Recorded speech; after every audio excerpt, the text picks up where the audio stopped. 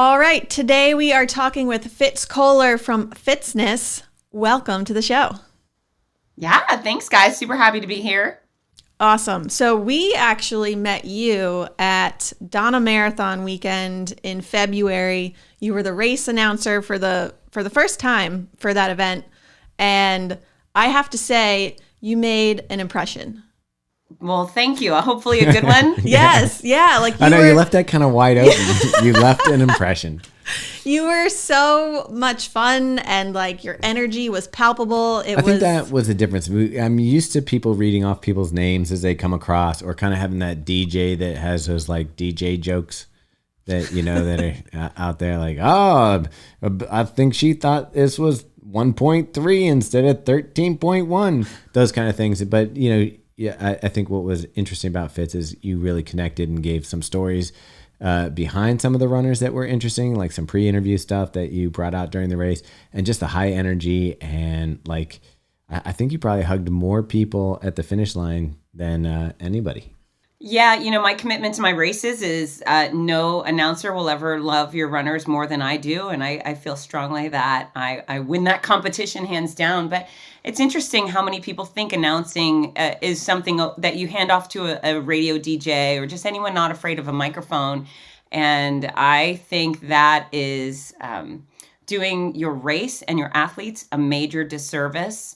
I think it's important to be a runner. And the reason why is because I respect the runners. I understand the runners. I am a runner. I've hit the wall. I've chafed. I've had horrible experiences and wonderful experiences. And when you really understand what it's like to go from point A to point B and all of the challenges, not only along that way, but before you get to the start line, then you truly can provide the respect and, for me, the adoration that our athletes deserve. I'm so blessed to be on those stages, and sometimes I have to pull back thinking, okay, maybe this person doesn't want me to hug them or love them or praise them as much. Some people don't like the attention, but it's just so fun for me. And of course, an event like the Donna, where I've always taken incredible care of my athletes who are overcoming all sorts of challenges, but to have recently gone through the breast cancer experience myself, boy, do I have a lot of love to pour on these men and women who've gone through it, for sure. And the other side of that is this was one of the first years I've ever spectated the Donna. So my foot was a little bit injured, so I didn't actually run. So when you're sitting there at the finish line, you're waiting for runners to come in. It actually made it a lot more entertaining to kind of like watch the show that you were putting on, because I would call it a show. Like it's entertainment. Like you were calling out people's stories. You were bringing over when survivors came through. You were kind of mentioning them and getting people hyped up for them. Like, hey, so and so's coming in. Recently, just finished their last chemo treatment. This and that. And it kind of just made the event more exciting than just watching people. I always love a finish line anyway, but to kind of get the background and the story kind of puts a little context around it. It was fun.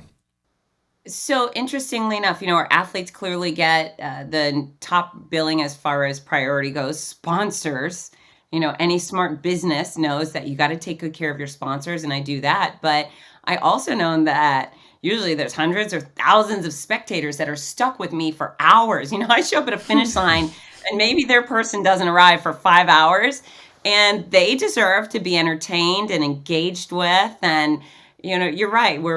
I approach the work as putting on a show, entertaining, and those spectators that come out there, they're equally as important. So why not engage them, let them know. Some people have never been to a race.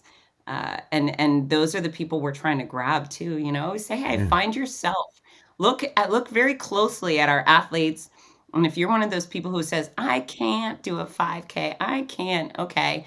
Well, maybe when you see the guy come through with 0 legs who just ran a marathon, perhaps you may consider a 1 mile or a 5K, or perhaps this woman is going through her 5th round of chemo. Perhaps you may give it a go. So those spectators are really special as well. And I'm glad you had a good time. That means a lot to me. Yeah, I did. And it was a rainy, cold day. So me having a good time in those conditions is pretty good. You put a smile on my face. Now, this isn't the only race, obviously, that you do this for, and you do other things. But how did you even get started with, like, what made you ever think, hey, this is something that I could do, and this is something that is needed? Well, I've made my entire career to sports and fitness. So Fitzness, my brand, I've been teaching since I was 14. I got a master's in exercise sports sciences, and helping people live better and longer has always been my main priority. I own one of the largest school running programs in the world, and I'm very proud of that. It's the only program that invites every child every day for free. So many of the programs are like girls only or boys only or only this grade. And I just say, I want mass impact. I want everyone to live better and longer. So running has certainly been a passion of mine, but I was teaching strength training. I was basically the fitness expert for Run Disney for a while. And their race announcer, Rudy Novotny, who has the best voice in the business and this extraordinary charisma, beloved by almost all, he kept introducing me at the expo or the speaker series. And he kept saying, you know what? We have so many people come in and speak here at Disney, but you're our only real speaker. Like, people come up and say words, much as you were saying, they're like, blah, blah, blah. So you're the only one who engages with everyone and makes it fun. And I said, thank you. And then eventually he said, you know what? I need a co-announcer at the Sur Marathon this year. Are you interested? And I said, well, I've never done it before, but I'd love to give it a go. So he connected me with Gary Kutcher, the race director, and we had a brief conversation. He checked out my website and he said, yeah, let's do this. And man, it was a blast. Rudy was right. It fit like a glove. And within an hour of yelling go on marathon morning, Gary came over and he said, can you come back next year? And I said, I would love that. There was a couple other race directors at the event who said, can you bring this energy to my event? Sure. And since then, it's really just snowballed in the best way possible. I love doing what I do. It's so fabulous. It's also nice having a runner out there, because we've had other announcers, like we said, like DJs or people who have good announcing voices that don't know the sport. So they don't know like the proper things to say to a person, that is coming through. Like, what's the difference between someone who's an elite runner and who's grinding out a 4-hour half marathon? That's a totally different person. They've just achieved totally different things and probably got totally different experiences out of the race.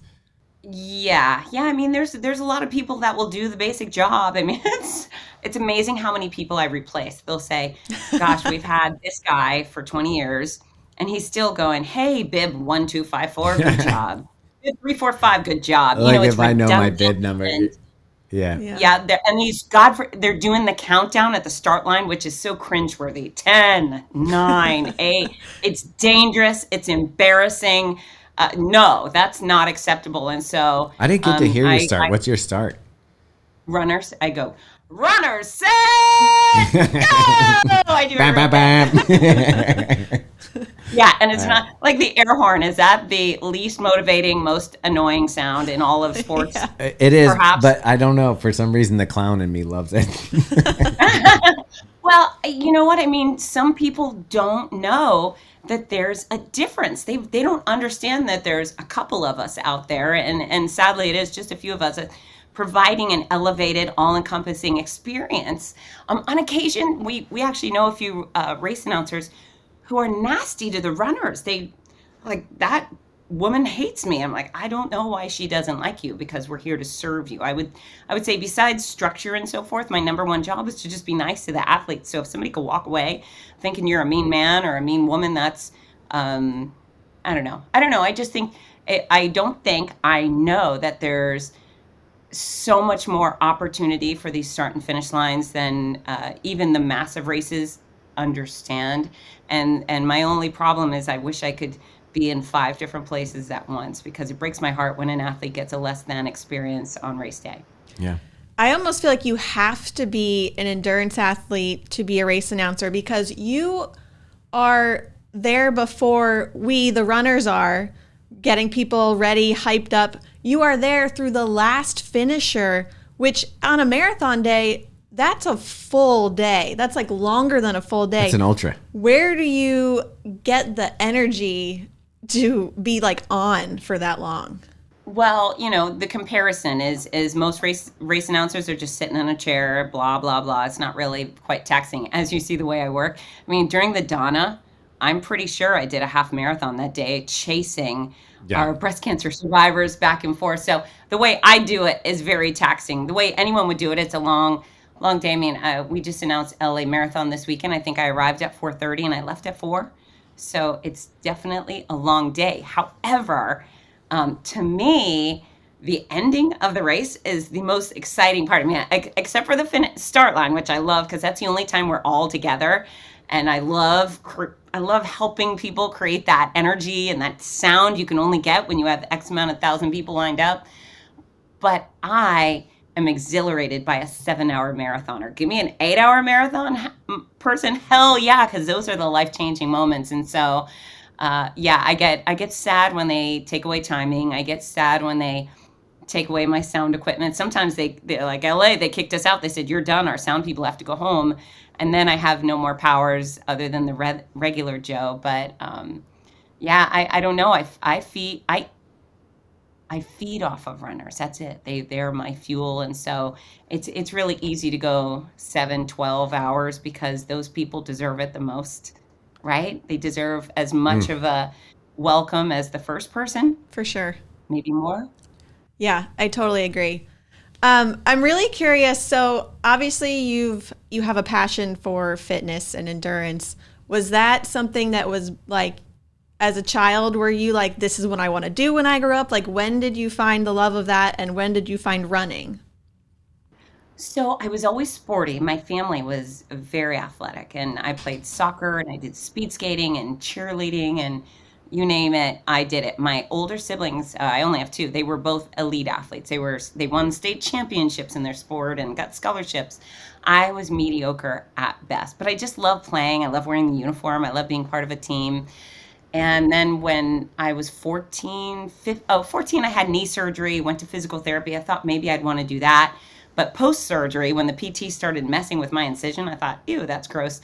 No, thank you. I didn't want to touch yucky things. But when I walked out of PT, he said, you need to join a gym or you're going to re-injure this leg. So I did, and I loved it. And I actually was working at Cinnabon at the time, the complete opposite of teaching fitness, when I applied for a job at Spa Lady.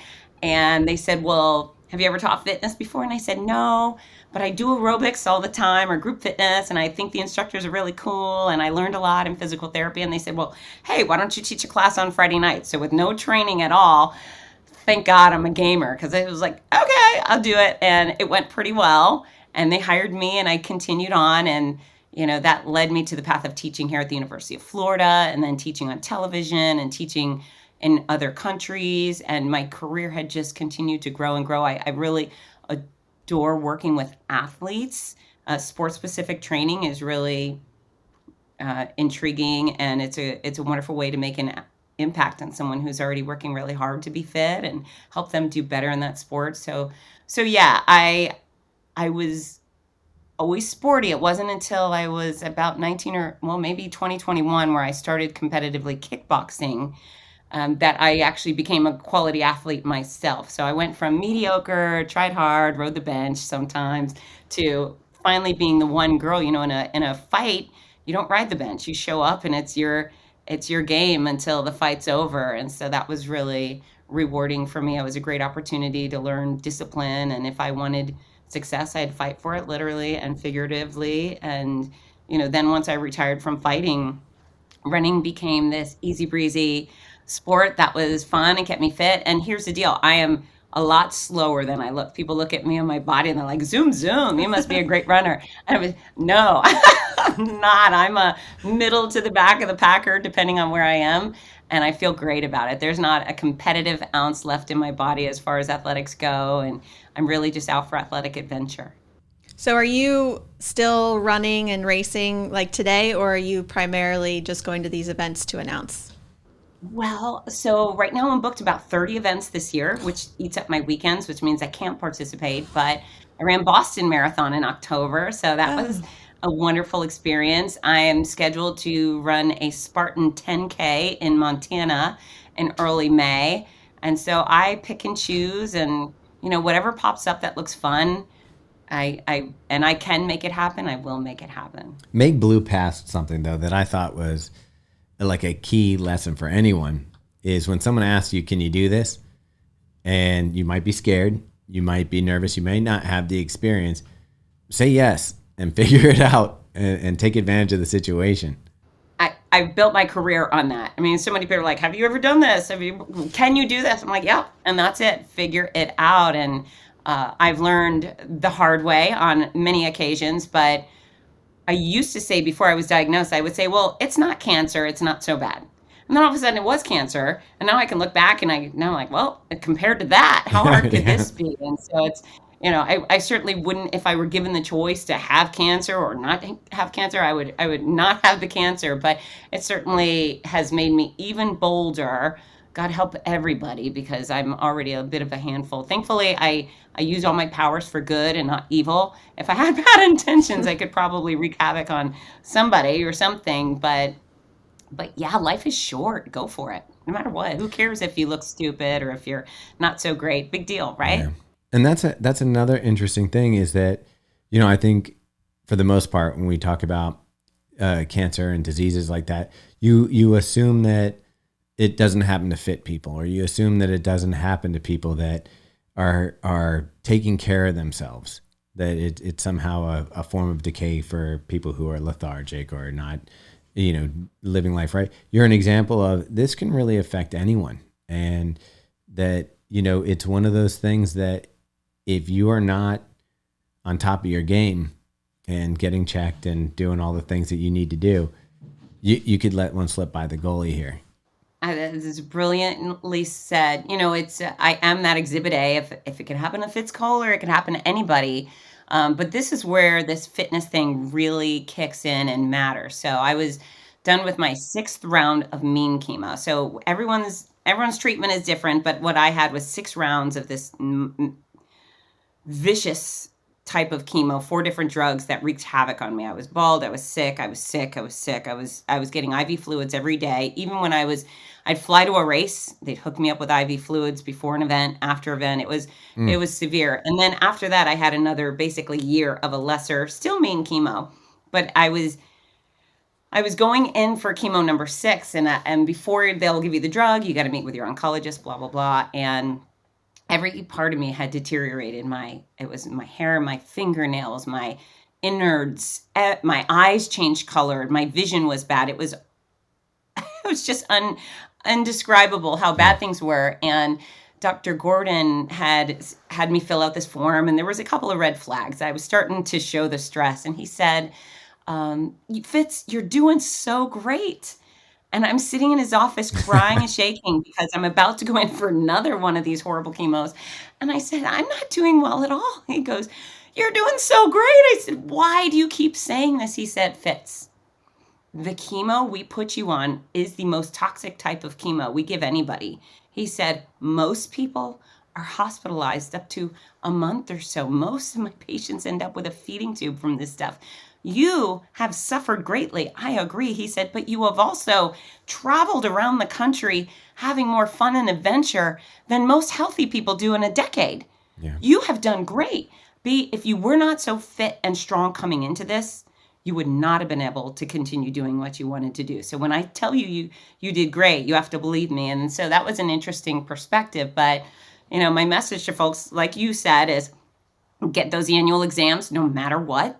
Squeeze your stuff. It's your stuff. It's your hands, your stuff. Have a squeeze. Have your romantic partner squeeze your stuff. Have your neighbor squeeze your stuff. I don't care. Just keep looking. Everybody get a squeeze in. Yeah. And then, prepare your body to do battle today, because you never know when illness or injury could strike. You get in your car, you get hit by a bus, boom. Now you're fighting your way back. Are you a fit person fighting your way back to being able to walk, or are you already a sick weakling because you've taken zero care of yourself, and now you have to figure out how to get up out of the chair after being hit by a bus? I mean, your fitness matters, and it matters today. Don't put it off tomorrow. Every bite you put in your mouth matters. You don't have to be perfect, but you do have to take heed and prioritize nutrition. Interesting thing there too is, as a runner, if we have a bad foot or a knee is hurting, we tend to spiral into somewhat of a depression or a funk coming into it. What was it like? And I don't want to belittle anybody. Everybody's struggling with whatever they go through. If you have a twisted ankle and you can't run for 3 days, it's bad. But it's not the same. What was it like to be someone who was so used to being able to work out, so used to being fitness oriented, that when you're going through treatment, you had to maybe take a step back? Yeah, so I did. I was whacked out of exercise completely for 3 months. It was the type of thing where I wasn't doing anything. And I can say that I spent probably every ounce of my good energy at finish lines, right? So all the energy I took to fly across the country and do the start and the finish of sometimes 6 races a weekend, they ate up all of my free juju that I would have been able to maybe use to go for walks and swim if I had not been doing that. But post the main chemo, when I started making my way back, it was really humbling, and I'm so grateful that I have the attitude I have and that I have the knowledge that I have. I started off small, baby steps.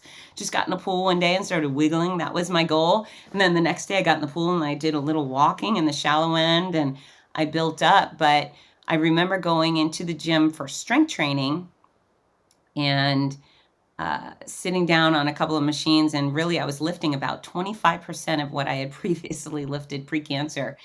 And I had that moment where so many people they go in the gym and they're like, I'm not good enough. I'm not strong. People are staring at me. And thankfully, I'm Fitz Koehler, so I knew that nobody was staring at me. I mean, perhaps they were staring at the bald head, right? I was a little bit of a spectacle that way. But nobody knew what I was lifting today. Nobody knew what I was lifting 4 months ago. Nobody cared. They were worried about their own business. And I truly believe that the second you walk into the gym, you're a winner. I love anyone who shows up at the gym because they're working on bettering themselves in some regard. And so it's none of my business what other people think of me.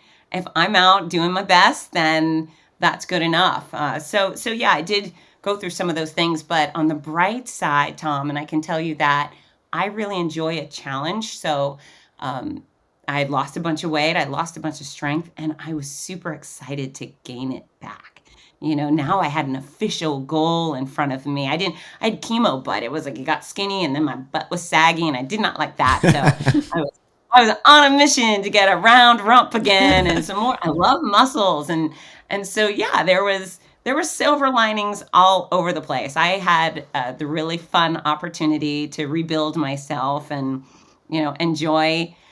enjoy that process and the result. Before cancer, I was kind of riding on neutral. I did the right thing. I really liked my body. I wasn't trying to accomplish anything. And then I was. I had a lot to accomplish, and that was pretty cool.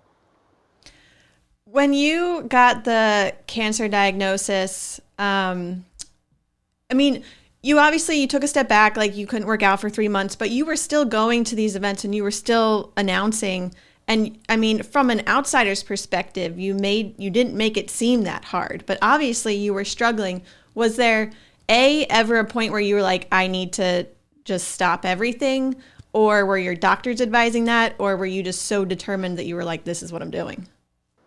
Yeah, so not showing up at my races and not showing up for my kids was never an option. And I did not know what was in front of me. But I knew neither of those things were options. I was going. And, I say stubbornness is my greatest asset and my greatest curse. So my doctor, he was great. He never told me to stay home. He said, I'm a runner too. I get it. And when I showed up in his office, like pretty violently ill after my first chemo, he said, it was a Monday, and I go, I have to get on a plane Friday. He goes, where are you going? I said, well, I'm announcing the LA Marathon. He goes, we need to get you on your feet then. And that was everything, because so many doctors would have said, stay home. And I would have said, nope, figure it out, dude. So Dr. Gordon was the right guy for me. As public as I am in the running community and with my work, I'm equally private. I resented the fact that I had to tell anybody that I was sick. It was that damn bald head that was going to out me. And so I did go public and say, this is what I'm dealing with, but no pity. Thank you. You can root for me. You can cheer for me, but I'm going to be there and I'm going to do the work I had expected. Now, things went south for me very quickly, but there was no benefit to telling everyone, hey, my stomach's a mess, and hey, I'm scared, and hey, this hurts. And I'm not that person. While everyone's on Facebook like, pray for me, I sprained my ankle. Whoa, I don't admire that. I would rather people see me stand up. And so I kept all the hardships to myself.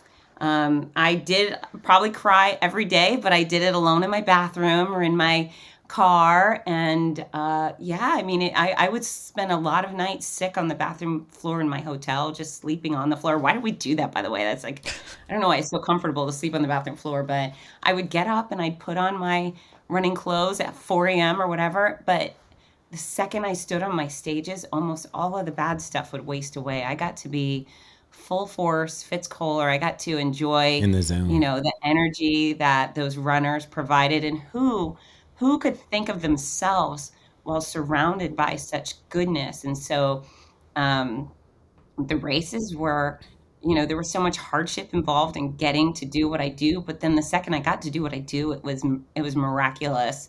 And if I had stayed home, all I would have been was sick, and all I would have been was sad. And so I couldn't be more grateful to the running community for, Dr. Gordon, all these scientists, they saved my life, but I don't know, they saved my heart. They made what could have been just 15 months of hell so much better.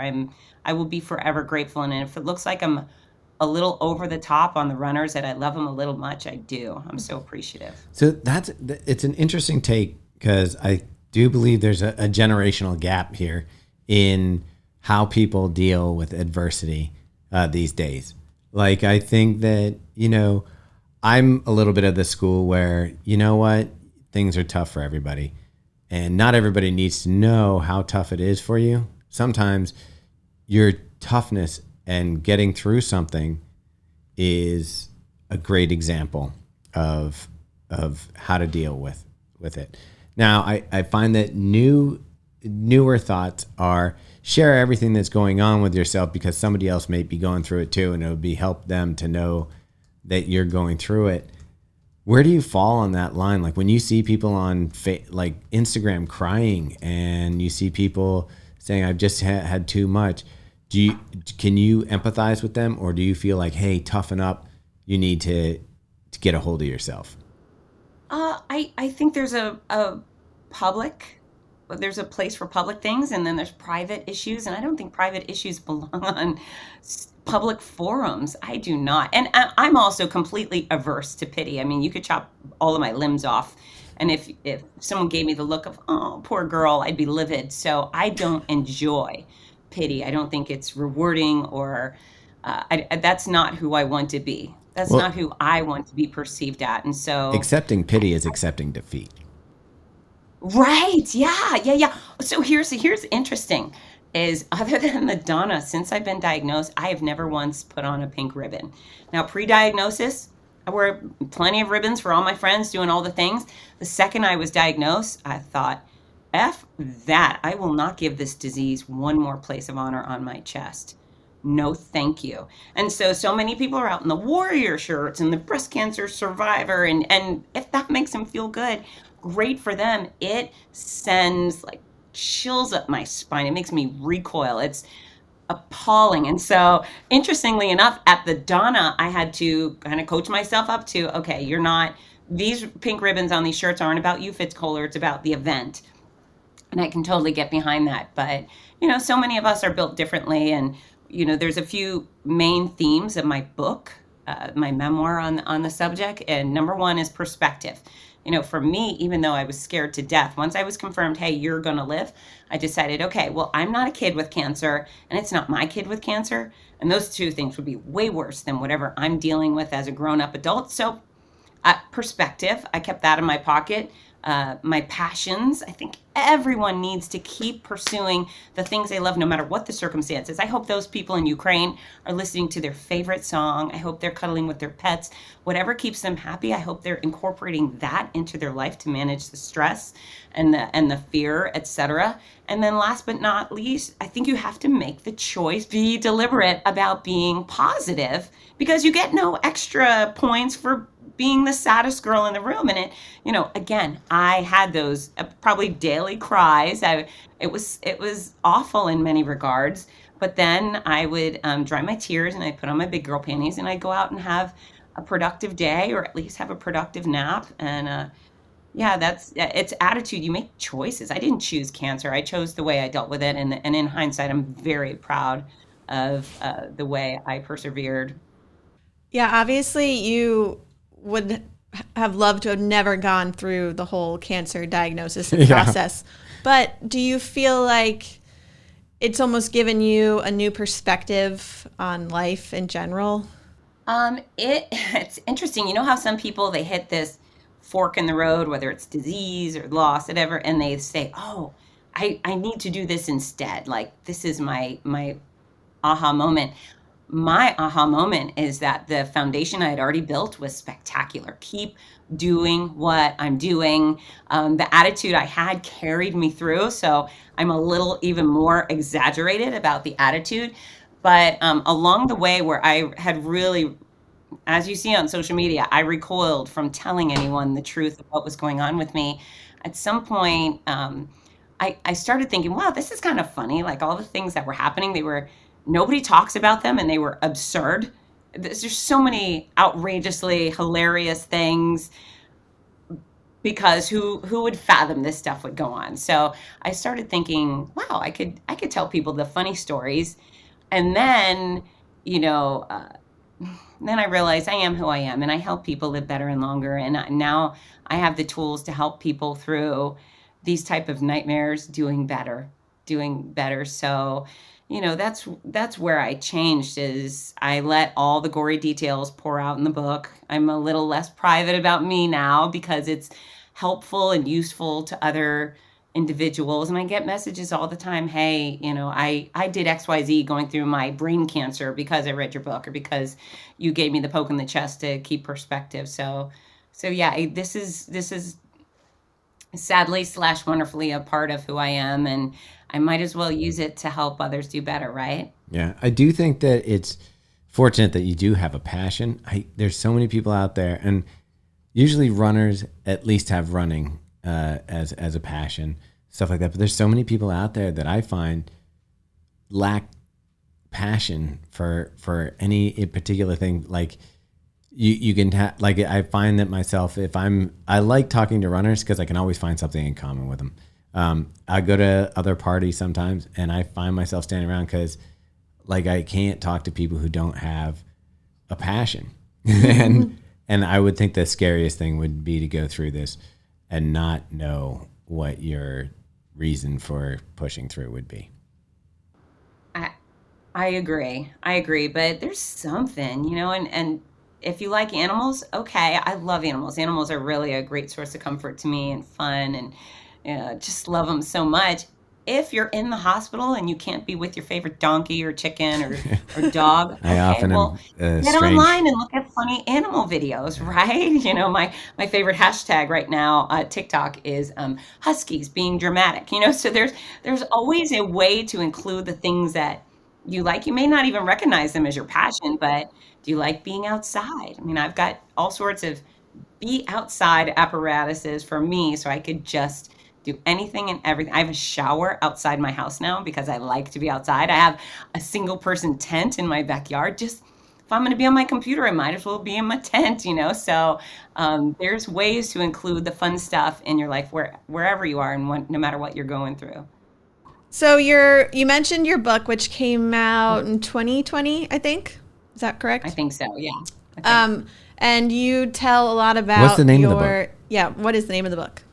It's called My Noisy Cancer Comeback: Running at the Mouth While Running for My Life. Okay. So obviously we're going to get all about your cancer experience and what you went through. Yeah. And then are we also going to get some race announcing and like insiders on the running side of things?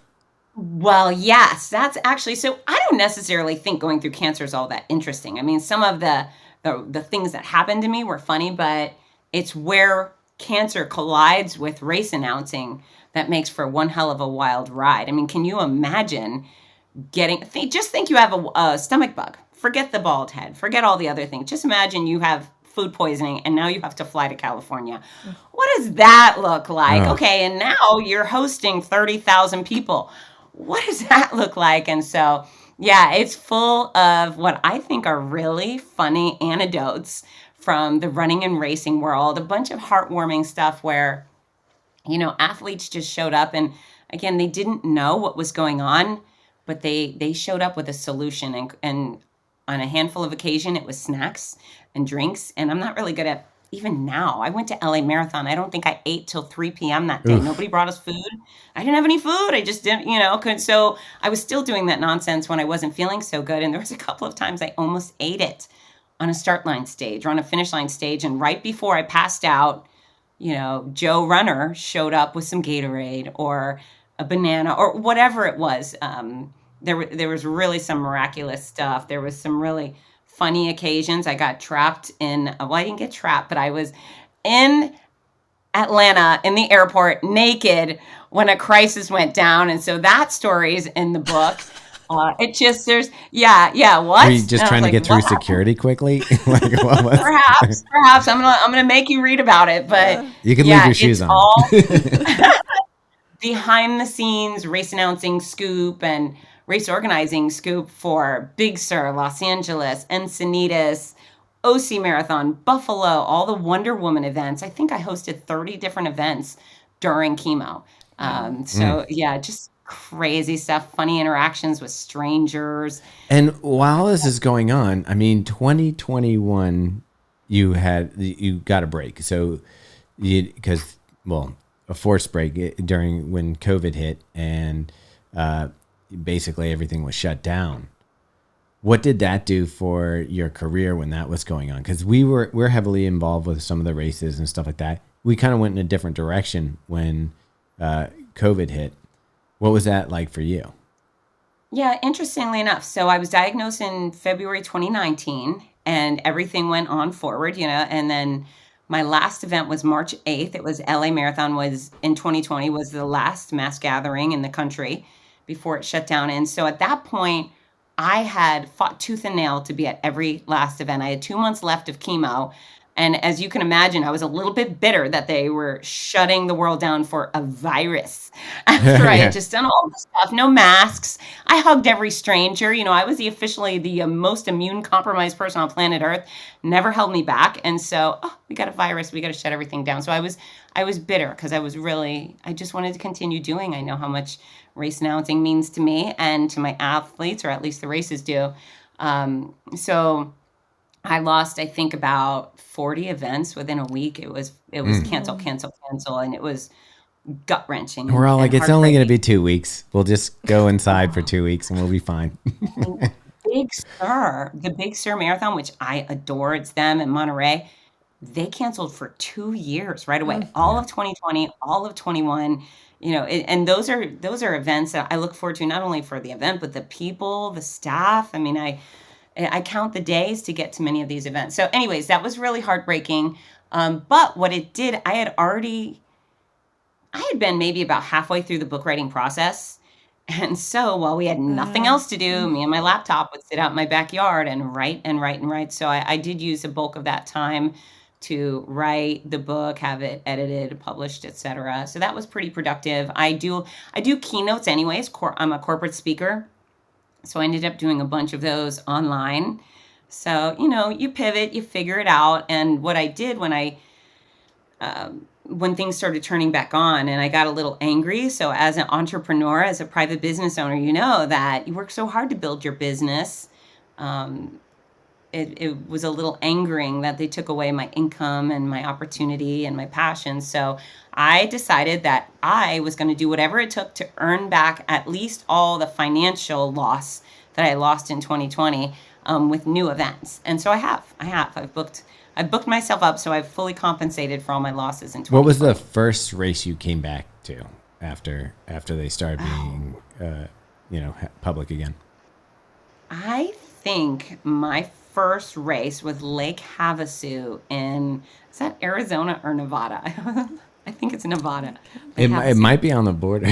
Right, yeah. It's in that area. Arizona. Arizona, yeah. I Googled Okay, it. thank you. Thank you. Thank you. The Google That was machine. Rudy and I. So Rudy Novotny and I announced that race, and it just felt fabulous to be back. Yeah, and then things have kind of jumped in. I mean, it's right now I do 2 to 4 races a month. Wow. So I certainly wasn't as busy, but it felt wonderful to start moving forward. And my poor race directors, they work all year, maybe 365 days for one single weekend. And so to have that canceled, or in 21 maybe it was just a Devastating. smaller version. Yeah, it was sad to see them say, well, it's not like I announced Fargo for the first time in 21, and that race director showing frustration, he'd say, well, Fitz, it's normally much bigger. And I said, Mark, this is a wonderful race weekend. Whatever numbers we have, they're spectacular. Look how happy these people are. He's like, I know, but it's always so much bigger. And so I think I showed up with the perspective of, yay, a race. And they really, the numbers continuously hit them hard. Even when I ran Boston, we had 16,000 people. And the runners I was with kept telling me, oh, but it's normally better. And I just thought, shut up. I'm having a great day. It's a lot of fun. I don't care what I look like in 2017. This is my year. This is my day. And I think it's a wonderful ride. So, yeah. I'm so happy that things are pretty much back at full force. Yeah, it does seem exciting to see. Even now, we're dropping some like for Boston, we're going up there in 3 weeks, and they got rid of the. I mean, you had to, when you signed up, you had to do the the Vax card and all that stuff. Mm-hmm. But now, are they still doing that? I think we had to do it, but I don't think it's going to be like they're not asking. Well, you have to be vaccinated to run, but I don't know what it'll be like once we're up there. Yeah, I have a feeling it'll be a little more relaxed. So this is probably too hard of a question for you to answer, but I'm going to ask it anyway.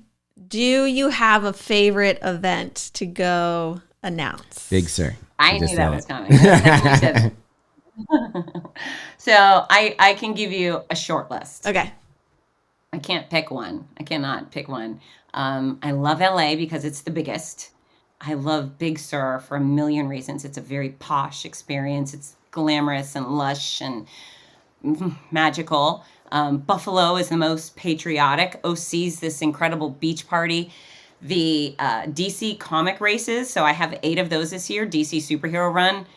Freaking blast. Have you ever done a Disney race? No. Oh, okay. Well, Disney's lovely, and a lot of people show up dressed in costume, but it's all haphazard, random costumes, whatever they thought of. Wonder Woman, for example, 95% of the people came dressed up, and almost all of them were dressed as Wonder Woman. And so from my perspective, I'm on this perch and there's a sea of red, blue, and bling. For Batman, it was the same thing. And so with these superheroes, it's a real opportunity for everybody to show up with their favorite brands. And we've added Superman to the mix. So, favorites. So it's really hard to do favorites. Oh, and then, of course, Donna is the love fest now. I think I hugged more people at that finish line for the Donna Marathon than most people hug in their entire life. And you did it in crappy weather. If it had been a nice day, we've been to Donna, I think 6 or 7 times.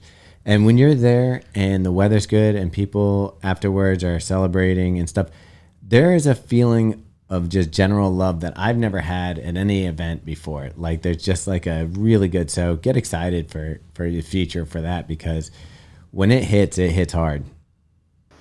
What's interesting is they had a lovely guy announcing before, and he's a very nice gentleman. I won't say his name, but a super good guy. But at the end of the race, many of the survivors came up and they said, Fitz, no one has ever recognized me as a survivor here before, and I've run this race for 15 years or 10 years. So I want everyone to feel the love. I want them to feel the love on the course. I want all the spectators to feel part of the gushy. How many spectators did I hug? Someone's going to punch me in the mouth one day and be like, lady, don't touch back me. off. No. But yeah, that is a special, such a special experience, and everyone should feel included, right? And it's kind of interesting because the race isn't just survivors running. It's not just all about breast cancer. It's an actual race. And the thing is, though, when you get down to it, it's really hard to find somebody who doesn't have somebody in their family or somebody like a friend or some connection to breast cancer at this point, which is kind of scary that the disease has touched that many people. But the whole point of the Donna race, just so we can get this one out if you haven't, because we preach it all the time. But is they raise money for people who are having trouble affording regular life as they're going through cancer treatment. So maybe they've lost their job, they can't go into work or other things. So paying the light bills, paying for groceries, paying for that stuff, they do that. But on the other side of it, they're also giving money to the Mayo Clinic for research on breast cancer cures. And the whole goal for the race is someday to not have to be raising money for the cure for cancer because it's no longer around. But until then, it does have a strong breast cancer message and a mission to finish cancer. So finish breast cancer. Finish it up. Yeah, it's interesting. When I was going through treatment, I had perfect family support, friend support. I was 10 minutes from the place where I got chemo and surgery and everything. But I was there so often that I became pretty friendly with the nurses. And, there would be an empty chair. Oh, Susie Q can't make it because she can't afford gas to get here. I'm in Gainesville, Florida, which is a hub for all the rural communities outside. And there were many people who couldn't do chemo because they couldn't afford gas or they couldn't afford to stay in the area. And so I saw that. And it's important to help people survive. It's an expensive thing. So I have insurance, and I can't remember how. It was between $5,000-$10,000 a year I paid with copays, deductibles, et cetera. But they were billing my first 6 chemo treatments, billing $48,000 a day.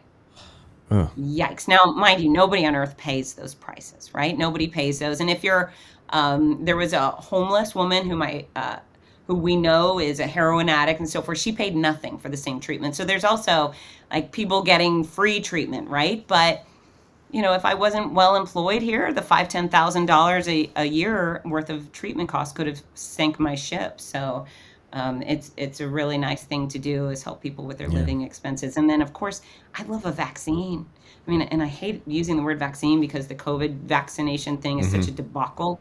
But there are actual vaccines for actual diseases and ailments. And boy, wouldn't it be great if they came up with something to prevent breast cancer? Just nip that in the bud. That would be nice. Yeah. I think that's what we're all hoping for. Yeah. And you squeeze your stuff, right, Megan? Yes. Hands in the I got it. We're good. Every day into a sports bra. That's true. Since Tom, you've got stuff to squeeze too. I will plead the fifth on this one. Okay. Her mom listens to the podcast.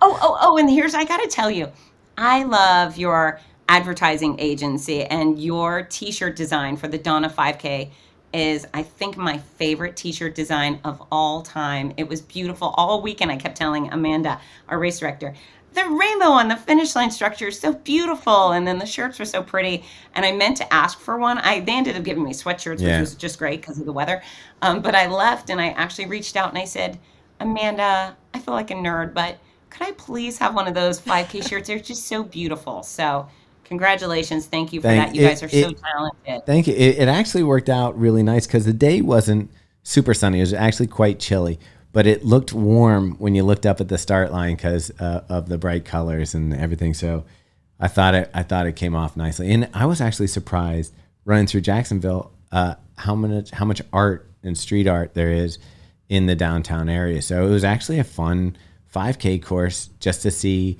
It was more interesting. You got to see the stadium. You got to see like a whole bunch of stuff. It was fun. Now, mind you, I got to see none of that. I almost never see the courses at all, but I'm happy to know it's a wonderful course. Yeah, next time get in a golf cart and do the course. But yeah, it was cool. And then Megan, you won the marathon, didn't you? I did. Yeah. How many times now? A few. Embarrassing. Yeah.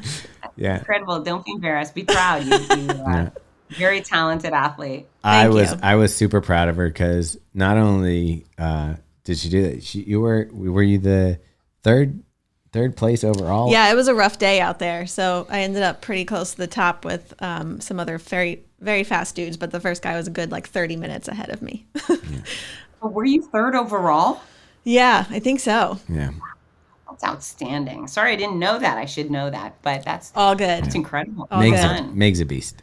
I Okay, so I know you couldn't tell us like your favorite because you have several favorite races, but do you have a dream race? Like if you could pick one to announce at, is there one that you're like, that's it? Yeah, for certain. I'd love to do New York or Boston or Chicago. Yeah, the American biggies. For yeah, and they don't seem to prioritize announcing. They have a lot going on, so they haven't. I think they have like an arsenal of volunteers, or they don't.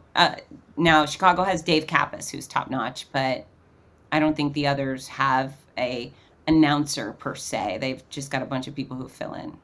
Yeah, I imagine when you crossed that Boston finish line last year, you were like, are you like very interested in what they're saying? And you're like, I could probably do this much better.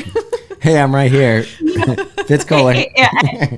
Hey, the finish line was beautiful and stuff. It was very basic. It was, Yeah. there was certainly no one going above and beyond to make it special. But it was fine. It was fine. I enjoyed the experience, but could I do it better? Hell yeah, for sure. Absolutely. No doubt. I feel like Boston's one of those brands. It's like, it's good enough. Everybody wants to do it. We sell out every year, whatever. But Well, this is the thing that I appreciate in it all isn't it interesting that the oldest marathon with the most respect in history has room to improve. yeah. There is still room to improve, and that should make every race director or event producer or human in any sort of business remind themselves that there's room to improve. Go look at a always Boston something. Marathon start line for the past 20 years. You won't see a lot of whoa. You won't see the kind of chaos we had in Los Angeles this weekend. When we put so Brian McCord is he's the CEO of the McCord Foundation. They're involved in Los Angeles and Boston. And I was gushing because again, I think Boston's wonderful. And he said something about the best, and I said, yeah, but we have a much better start line over here. Like our crowd engagement and enthusiasm is far superior to the other. But everyone can improve. I can improve too, and I will continue work to do that. That's for sure. I'm not perfect. Perfect's boring. But I'll keep hunting for opportunities to make events better and athletes feel, more excited and loved. That's for sure. Awesome. I love it. You briefly mentioned earlier about the kids running program that you, can you tell us a little bit more about that? Yeah, so it's called The Morning Mile, and folks can find that at morningmile.com. And it's a before school walking running that invites all the children, all the faculty, and all the family members each day of the school year. And so my insistence for these schools that participate is that they run it every single day. Now, mind you, if it's crummy weather, if it's too cold, if it's rainy, fine, you have to cancel for that stuff. But it's not a Tuesday, Thursday activity. This is building the habit of starting every day in an active way and at school with fun music and friends. So kids can run as fast as they want. They can walk as slow as they want. Has nothing to do with 1 mile. It's called the Morning Mile, but they are given 30 minutes to show up and participate at their leisure. So they don't have to be there at any particular time. They can just arrive and do as little or as much as they want. And we keep track and we provide rewards that are really fun for the kids. And we have elementary school kids running 600-700 miles a year. Oh, wow. And that sounds like a lot, but they're spreading it out by doing 3 to 4 miles a day. So it's not too much. We have a lot of parents doing 600-700 miles a year. So it's a great fitness program for moms and dads too, a lot of teachers. And, I'm very happy to get these kids up and active. And the feedback I get from the schools is that kids show up to school on time because they're naturally there for the morning mile. It's much easier for them to show up at 7 for the morning mile than it is 7:45 for classroom. They just love what they're doing and they behave better. The principals write fewer referrals. They require fewer detentions and suspensions because of the morning mile. And then parents tell me that this has been the answer for their child with ADD or ADHD. See, this is a subject that drives me nuts. Is that I really feel like they're not getting enough exercise in school, and I feel like a lot of the problems the teachers are having are because the kids aren't getting exercise, and they're cutting back on recesses and they're cutting back on this stuff. And as a parent of 2 boys, I've seen it like destroy the kids, like it. And I do believe that I don't know if it was your program, the Morning Mile, or if it was something else, but their school was doing that and my boys were doing it for a little bit. And and they had implemented at their school, because there was a kid going through cancer, as a matter of fact, and so they were doing. Where are you? Stoneleigh Elementary. Yes, it's a morning mile program. Yeah. Oh, what was his name? Oh, I communicated with that little sweet pea who eventually died. We were going through cancer together, and I had sent him some videos telling him, we can do hard things, little buddy. Keep going. Oh, that's interesting. Yeah. So my boys participated in that, and it's a sad story, but it was kind of beautiful that the kids in the school came together to do stuff to support the child. So, and I wish I could remember his name. Of course, it's chemo brain, keeping it from falling out of my mouth right now. But what I really wanted to do is launch a morning mile program nearby in his honor. So it would be the morning mile, like Joey Smith's morning mile at So Forth Elementary. That would be really nice. I mean, it would be a great way to honor him at Stoneleigh as well. The mom, Mia Capon, is the one who helped get it started. But yeah, it's interesting. People, they wake up their kids, they shove them full of sugary cereal, and then they send them off and pin them down in a classroom for 7-8 hours, which is just somewhat inhumane. Morning miles in preschool through high school. As an adult, I can't do it. No. It's a habit builder. This is nothing short of habits. So there are running programs that are about running and running fast and running a certain distance, running a 5K. Okay, well, good. That's fine. Great for that. I have no problem with those programs. But I'm a health expert creating a running program. And the reason I chose walking and running is because it's the activity that people know how to do. It requires little to no equipment. So many of our kids are doing it in their cowboy boots or their loafers, and that's just fine. But I refuse to exclude anybody. So, there's a girl program and good for them, but why would you not let the boys run? Right? And there's a boy program, and okay, why would you not invite absolutely everybody? And the reason is they just don't have the system that accommodates everybody. So we do. And I want everyone to live better and longer. And not only are they becoming fitter, but they're becoming more athletic. And I believe these will be our future CEOs, our future Olympians. I have full faith. I'm going to see some guy on NBC one day and say, well, I got started at this school running program, the morning mile. And then my heart will officially explode. But that's the thing I want on my tombstone one day. I want morning mile there. Everything else is great, but that's probably the most important thing I've ever done. That's awesome. Yeah, thanks for doing that, because I agree with both sentiments of you and Thomas. It's just so important. I think getting out the first thing in the morning, if kids are just running around, that's perfect. Yeah, it's simple, stupid. I mean, there's no rocket science to it. Again, we have a system that accommodates 100 to 500 people on a field in one day, which is great. But it's so wonderful. I love when the bus drivers park the bus and come out and do laps. Awesome. Amazing. Yeah.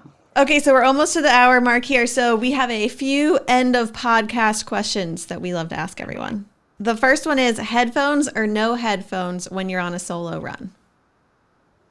Solo headphones. Okay, what are you listening to?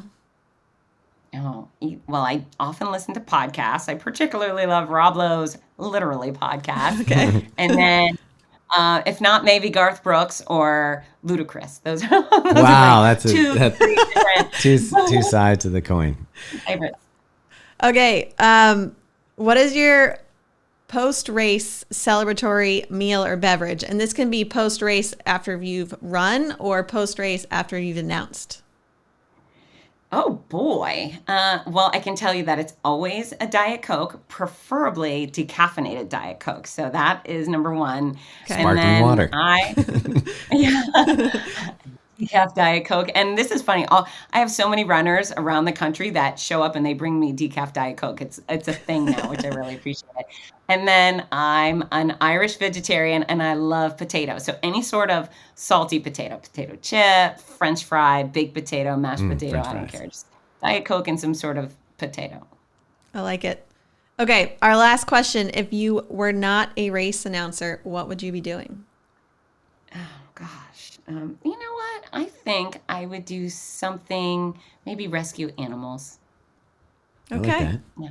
All right. Animals are cool. Yeah. I love my animals. Yeah. We have a rescue dog. So we're sort of doing that one at a time. Yeah, isn't it? Everybody adopt.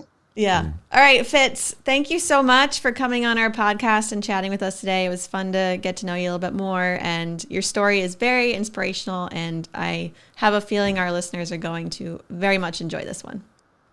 Wow, I appreciate it. Thank you so much for having me. And for those that might want to try out the book, you can get it wherever books are sold. But if you go to fitzness.com, that's FITZNESS.com, I always include a free gift, and then I sign every last one of them. And they make great gifts for friends who are going through hard times. Yeah, and we'll have that link in the description.